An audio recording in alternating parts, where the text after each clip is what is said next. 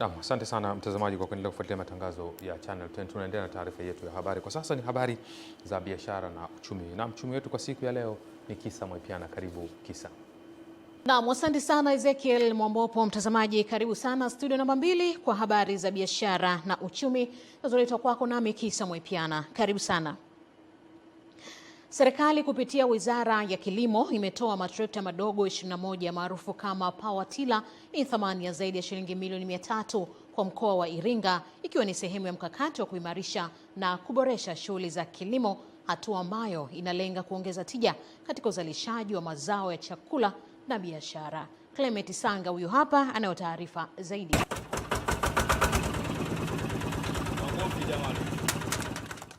Mageuzi hayo makubwa yameendelea kushuhudiwa ndani ya siku 100 za utekelezaji wa ahadi ya Rais wa Jamhuri ya Muungano wa Tanzania Daktari Samia Suluhu Hassan tangu alipoingia madarakani katika awamu yake ya pili, hali inayoakisi dhamira ya dhati ya serikali yake kuleta mabadiliko chanya na maendeleo ya haraka kwa wananchi. Akikabidhi vifaa hivyo, mhandisi wa umwagiliaji mkoa wa Iringa Peter Akonai ameelezea mgawanyo wa matrekta hayo. Katika mkoa wa Iringa tumepokea power tiller 21.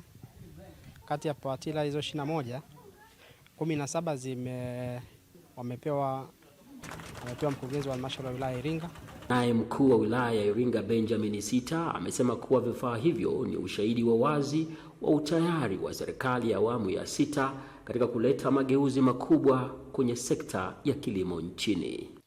Hii ni mwendelezo wa mkakati wa Mheshimiwa Rais wa kuongeza thamani na mnyororo wote wa uzalishaji katika sekta yetu ya kilimo. Power tiller hizi zitaenda kuleta mapinduzi ya sekta ya kilimo kwenye halmashauri. Kwa mama yetu mpendwa Samia Suluhu Hassan kwa kutuwezesha wakulima kutuletea hivi vifaa.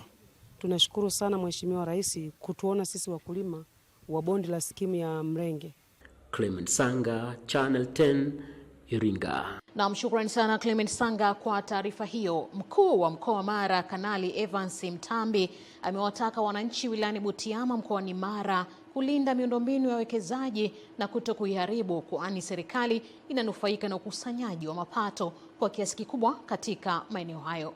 Musa Makali huyu hapa ana undani wa hiyo taarifa kutoka huko Mara. Uzinduzi wa kituo cha mafuta hapa wilayani Butiama mkoani Mara, ambapo wawekezaji wamesema mazingira bora ya uwekezaji ambayo yanatengenezwa na serikali yanasaidia kwa kiasi kikubwa kuendelea kuleta maendeleo katika maeneo haya. Tunamshukuru Mheshimiwa Rais kwa sera na mazingira mazuri ya uwekezaji yanayoonyesha sekta binafsi kuendelea kuwekeza, kulipa kodi kwa wakati. Lakini pia Butiama ina vivutio vingi. Tunawashauri na kuwaomba wawekezaji wajitokeze kwa wingi. Biashara wengi wameendelea kuja kuwekeza katika nchi yetu kwa sababu mazingira ya biashara na uchumi kwa ujumla yameendelea kuwa bora zaidi. Mkuu wa mkoa wa Mara Kanali Evans Mtambi akizindua kituo hiki amewataka wananchi kuhakikisha wanakuwa sehemu ya ulinzi wa uwekezaji. Ni kwa faida pia ya jamii ambayo itakuwa ikipata huduma katika maeneo haya.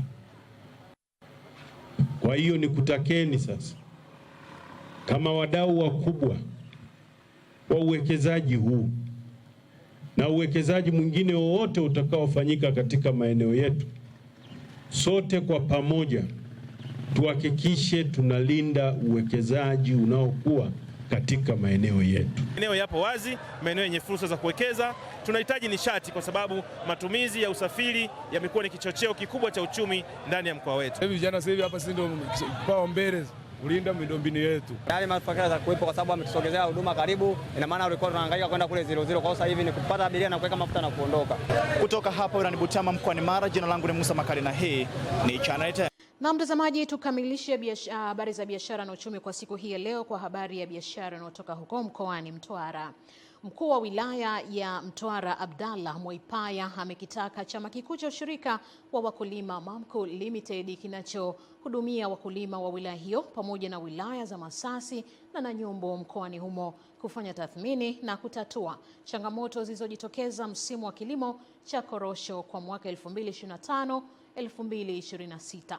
Mwandishi wetu Adam Malima kutoka mkoani Mtwara ana taarifa zaidi. Mkuu wa wilaya ya Mtwara Abdalla Mwaipaya akihitimisha minada ya zao la korosho kwa chama kikuu cha ushirika Mamco Limited kwa msimu wa mwaka 2025-2026. Mamco Limited wanahitimisha minada msimu huu akiwa wameuza tani 114,014, kiasi ambacho ni kidogo kulinganisha na msimu uliopita wa mwaka 2024-2025 walipouza tani 118,018. Msimu uliopita tulizalisha kikubwa zaidi kuliko msimu huu.